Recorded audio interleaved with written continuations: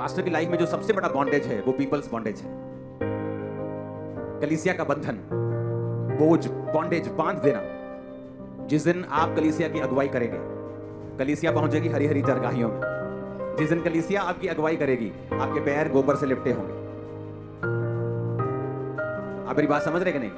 आप घोड़े के आगे आगे चलेंगे तो घोड़ा अच्छी जगह पहुंचता, आप घोड़े के पीछे चल के देखो भाई, घोड़ा गोबर करता जाएगा, आपके पैर गंदे होते जाएंगे। अगर आपका ध्यान इस बात के ऊपर है कि मुझे धन्य दास बनना है, विश्वास योग्य दास बनना है, मुझे वफादार दास बनना है, तो आप फिर इस बात से अपना ध्यान हटा लेंगे कि मेरी बड़ी चर्च है या छोटी चर्च है।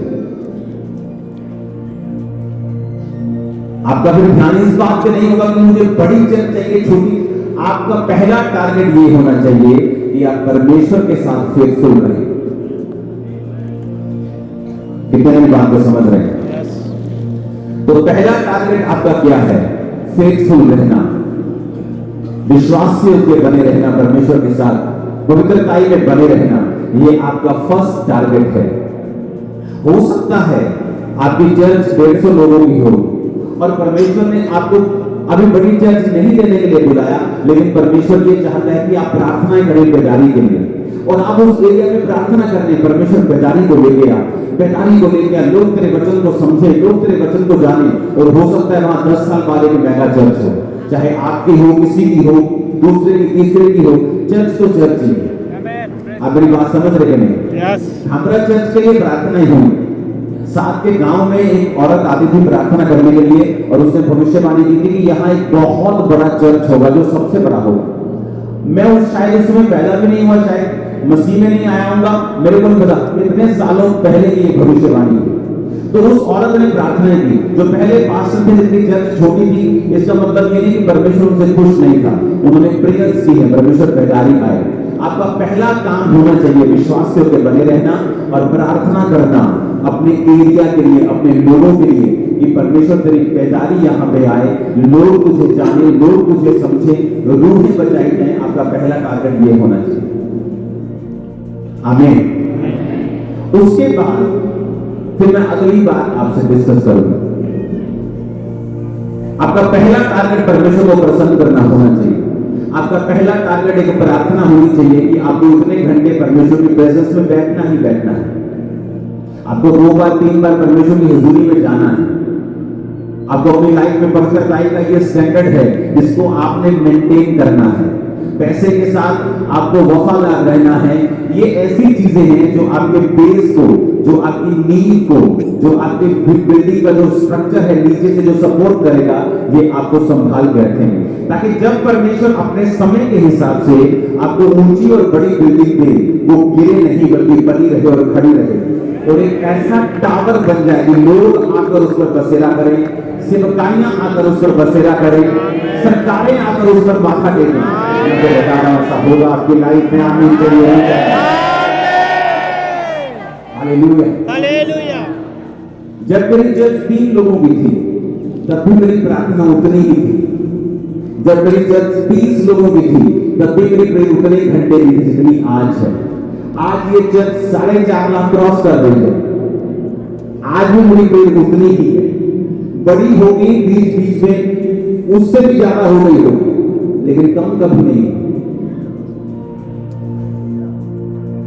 परमेश्वर के साथ मैंने प्रीच करने के लिए कभी बाइबल को नहीं पकड़ा कि आपको प्रीच करना है, आपको भी ये करना है। अच्छी बात है, आप बाइबल पकड़ें, आप पढ़ें, आपको क्या कहना है आप उसमें बोल सकते हैं, लेकिन एक और उत्तम तरीका है कि आप बाइबल को अपने लिए पढ़ें, अपनी लाइफ की कमियों को दूर करने के लिए पढ़ें। जब आपको कल मान लो सरमन देने के लिए जाना है, संडे आपको जाना है, शनिवार परमेश्वर का स्पेशल टाइम निकालें, अपने लिए बाइबल पढ़ें कि परमेश्वर आपकी लाइफ की कमियों को दूर करें।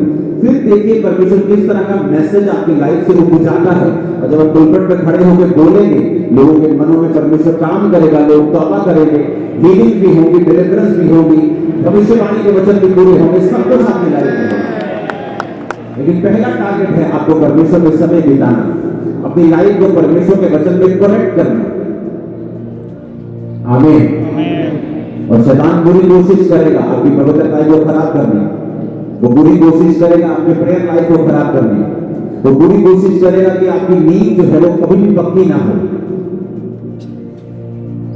हालेलुया।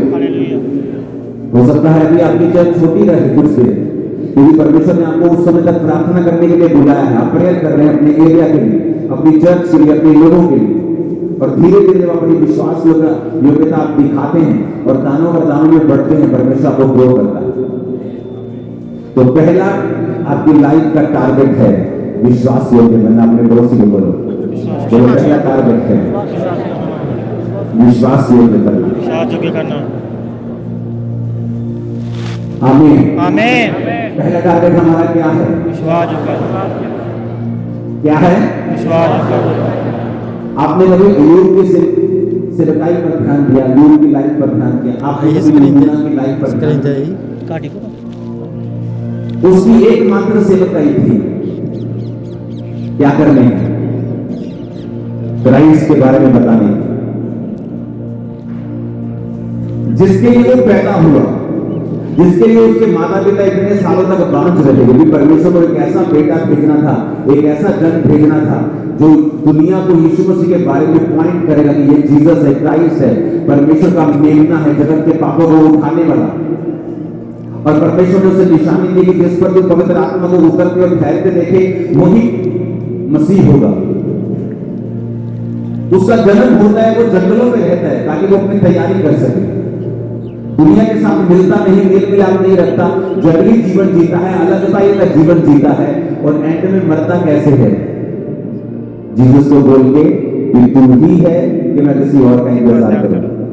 इमेजिन करो, जिसके लिए तेरा जन्म हुआ है, जिस चीज के लिए तेरा जन्म हुआ है, जिस चीज के लिए तेरे माता पिता तेरे गोदों में रहे हैं, इतने साल बांध रहे हैं, जिसके लिए तू जंगलों में रहा है, तूने परमेश्वर की आत्मा को यीशु के ऊपर उतर के ठहरते देखा है, तूने सारी निशानियां देखी, तूने अपने चेलों को कहा कि परमेश्वर का मेमना, तेरे चेले तुझे छोड़ के उसे फॉलो करने लगे, तुझे सब पता यीशु मसीह के बारे में, लेकिन जब उनकी पर्सनल लाइफ में एक काम नहीं होता, क्योंकि वो एक्सपेक्ट करता कि परमेश्वर आए और उसे जेल से छुड़ाए। अपने आप को इतना स्पेशल मत समझना कभी कि आप बहुत इस्तेमाल हो रहे हैं तो आप इतने स्पेशल हैं, मत समझना ऐसा कभी। मैं लोगों को कुछ ही कतार में बढ़ते हुए देखा है और फिर बातें आसमान किसी करने लगते हैं। यूहन्ना के जैसा कोई स्पेशल नहीं है यहाँ पे। जीसस ने कहा उससे बड़ा कोई नबी नहीं जिसने जीसस क्राइस्ट को बैप्टिज्म दिया। जब जीसस उससे बैप्टिज्म देने के लिए आए तो यूहन्ना ने कहा मुझे तुझसे बपतिस्मा लेना है। यीशु ने कहा नहीं, धार्मिकता का पूरा होना उचित है, तू मेरा मेंटर बन रहा है और तू मुझे बपतिस्मा दे रहा है। मैं भी इस दुनिया में आके माता और पिता कर अपने मेंटर के लिए अधीन हूँ, लेकिन बाइबल कहती जब उसकी लाइफ में काम नहीं हुआ उसके मन मुताबिक, तो परमेश्वर को उसी चीज में सवाल करने लगा जिसके लिए वो पैदा हुआ था। आप सेवा के लिए पैदा हुए हैं और कई बार आप सवाल करते हैं प्रभु से, और आपके सवाल जायज नहीं होंगे और हमें लगता है कि हम फालतू के सवाल परमेश्वर से करेंगे और शायद परमेश्वर हमारी प्रार्थना का उत्तर दे देगा।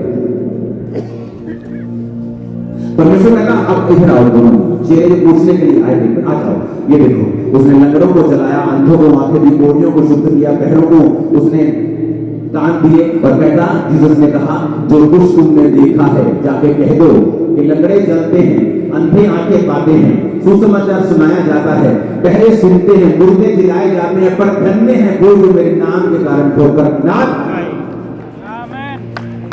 उसने ये नहीं कहा कि यूहन्ना चिंता मत कर, मैं तुझे छुड़ाने के लिए आता हूं। अगर वो पौलुस और सिलास को भूकंप भेजकर छुड़ा सकता है जेल में से,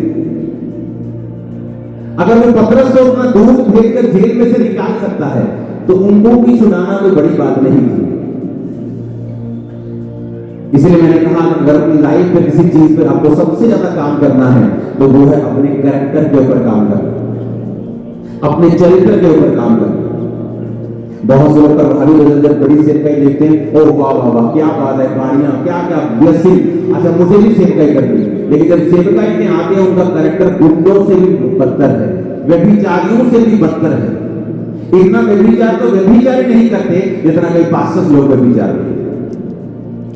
क्योंकि जब आप बुरे होंगे, जब आप बिगड़ेंगे, तो याद रखना आप नमक के समान हैं।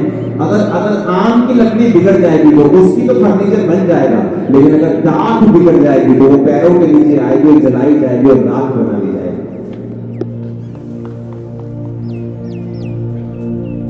और पास्टर्स के लिए जो बिगड़ते हैं उनके लिए जो दंड है वो कहीं अधिक ज्यादा है।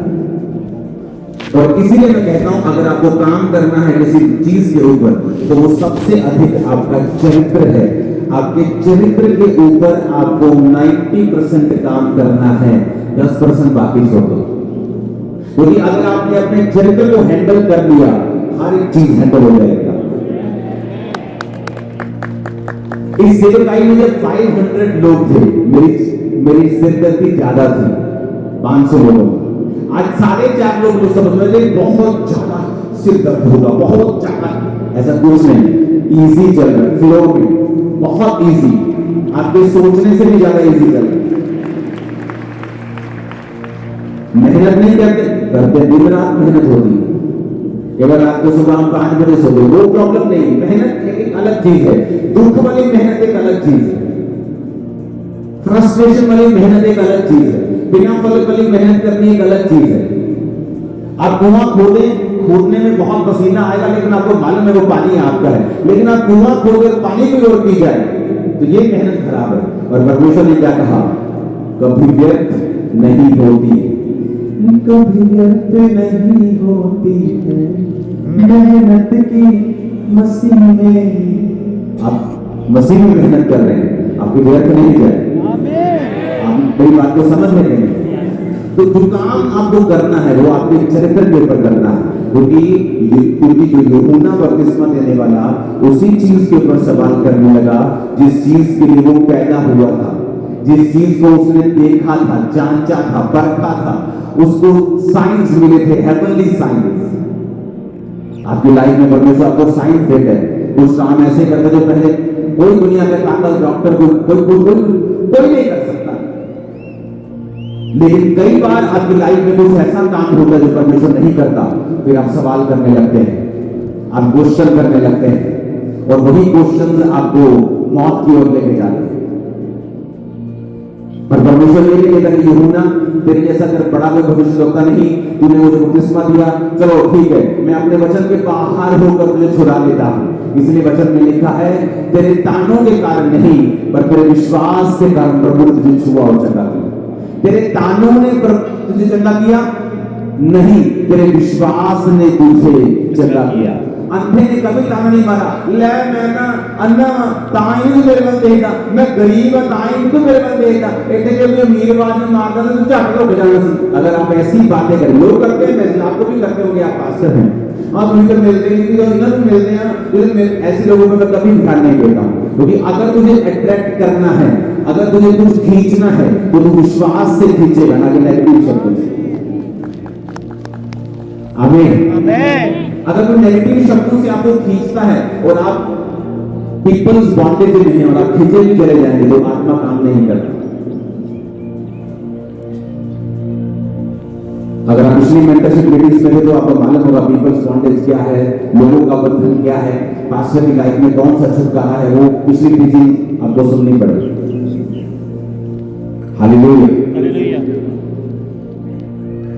पास्टर की लाइफ में जो सबसे बड़ा बॉन्डेज है वो पीपल्स बॉन्डेज है, कलीसिया का बंधन, बोझ, बॉन्डेज बांध देना।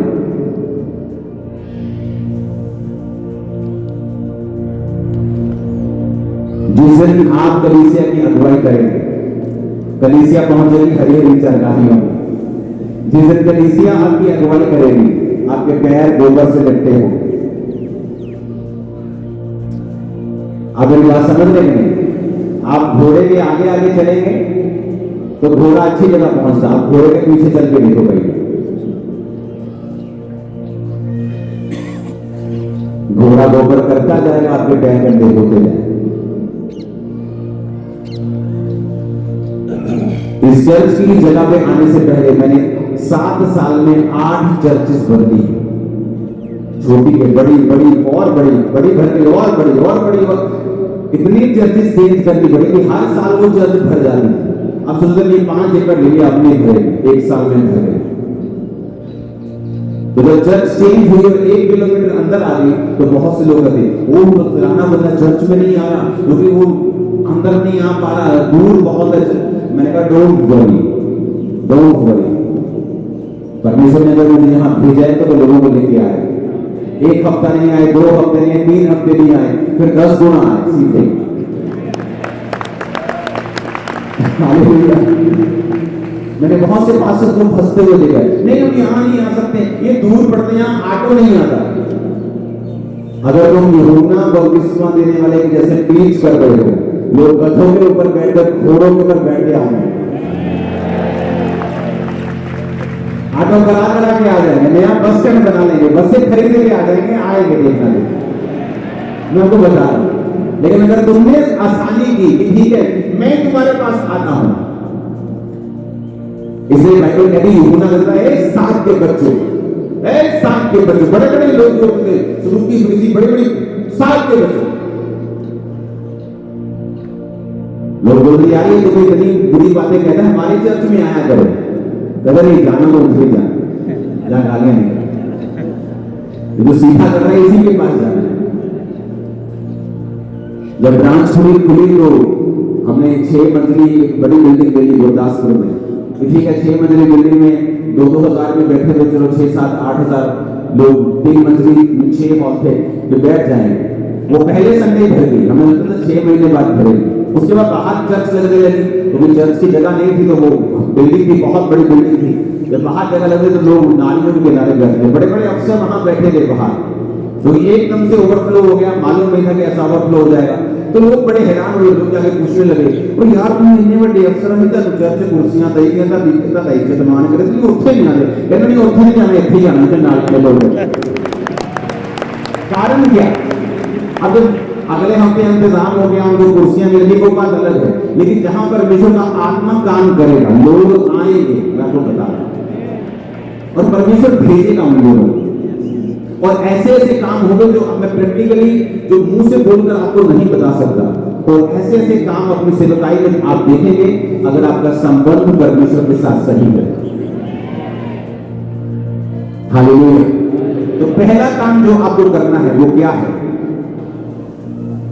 बोलो ऊंची आवाज में। परमेश्वर के साथ अपने संबंध को क्या करना है? स्ट्रॉन्ग। और आपकी प्रेयर लाइफ क्या होनी चाहिए? स्ट्रॉन्ग। परमेश्वर के साथ राइट कैरेक्टर में चलना और प्रार्थना में स्ट्रॉन्ग होना, ये आपका बेसिक है। ऑब्वियसली जब आप प्रार्थना में बैठेंगे, आप बाइबल को पढ़ेंगे, आप हफ्ते में रोजे रखेंगे तो आपको समझाने की जरूरत नहीं, क्योंकि आप खुद अगुवाई करने वाले हैं। आप अपनी लाइफ का टाइप निकालते, चर्च का टाइप निकालते हैं, तो आपको बताने की जरूरत नहीं है। अगर आप नहीं निकालते, आप फाइनेंशियली तंग रहेंगे, कोई प्रेयर उसे रोक नहीं पाएगी। आप सालों प्रार्थना करते रहेंगे परमेश्वर की ब्लेसिंग के लिए, लेकिन आप भूल जाएंगे कि ब्लेसिंग प्रार्थना से नहीं आएगी, फाइनेंशियल ब्लेसिंग बोने से आएगी। क्योंकि परमेश्वर ने कहा है जब तक ये धरती बने रहेगी, बोना और काटना बना रहेगा। हालेलुया। तो आप एक्सपेक्ट नहीं कर सकते कि आप सिर्फ प्रार्थना करते रहें और ना चर्च का टाइप है, ना लाइफ का टाइप है, ना पर्सनल टाइप है, और आप सोचें कि मैं पढ़ूंगा। एक लेवल पे आके फिर आप स्टॉप हो जाएं। आप किसी भी लेवल पे आके अपना स्टॉप लगवा सकते हो, ये आपका लेवल है, उसके बाद आपको नहीं पढ़ना है, दैट्स इट। वो आपको मालूम हो जाएगा 2-3 साल में कि आप उसी लेवल के ऊपर खड़ गए हैं, क्योंकि आपका वो विश्वास जो पहले था वो नहीं।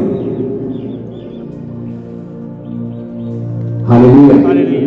अब सेकंड बात वो है चर्च ग्रोथ की। चर्च ग्रोथ को किस तरह से करना है?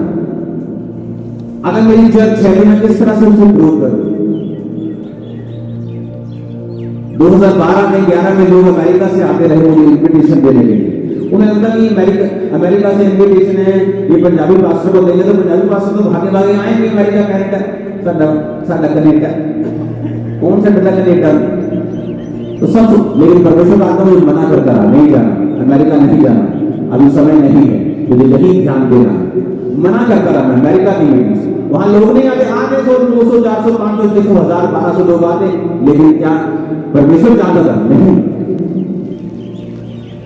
आज डेरा बाबा नानक में चर्च खुली, उसकी वीडियो चलाना जरा डेरा बाबा नानक की, वो पहले दिन की वीडियो थी, जो मिल जाए चलाना उसे जरा। फर्स्ट डे की जब वहां पे ब्रांच की ओपनिंग हुई, 4 दिन दिए थे सिर्फ, जगह एक लेके रखी थी, 4 दिन लोगों को दिए। 4 दिन पहले अनाउंस किया कि डेरा बाबा नानक में हम चर्च ओपन कर रहे हैं, ब्रांच ओपन कर रहे हैं, सिर्फ 4 दिन। और आप उसकी वीडियो अगर आपने नहीं देखी, उसको देखेंगे जल्दी से, उसको चला देना, आप देखना फर्स्ट डे वहां पे क्या हुआ। और ये नहीं कि अगले हफ्ते वहां पे लोग नहीं थे, सिर्फ ओपनिंग में थे, चर्च फिल थी अगले हफ्ते। जैसे बटाला में है, गुरदासपुर में है, अमृतसर में 2 चर्चेज हैं, बड़ी बड़ी फिल थी। रीजन क्या? अगर आप 2017 के क्रूसेड देखेंगे, 2016 के क्रूसेड देखेंगे, 18 के क्रूसेड देखेंगे, मैंने इन्हीं एरियाज में बहुत अधिक क्रूसेड्स किए, इतने मीटिंग्स की हैं, एक महीने में 32 बड़ी मीटिंग्स की हैं, एक महीने। यहां तक कि फिजिकली मैं वीक हो गया था और पवित्र आत्मा मेरे सपने में आके गुरु ने मुझे डंबल उठाया था और मुझे कहा था डंबल उठा, और जैसे वीडियो को शेयर ज़रूर करें और विशाल रामदासिया चैनल को सब्सक्राइब करें। बेल आइकन को दबाएं कि आने वाली हर न्यू वीडियो का नोटिफिकेशन आपके तक पहुंच सके। अगर आप पहली बार चैनल को देख रहे हैं तो आप चैनल को सब्सक्राइब ज़रूर करें। गॉड ब्लेस यू ऑल और वीडियो को शेयर ज़रूर करें।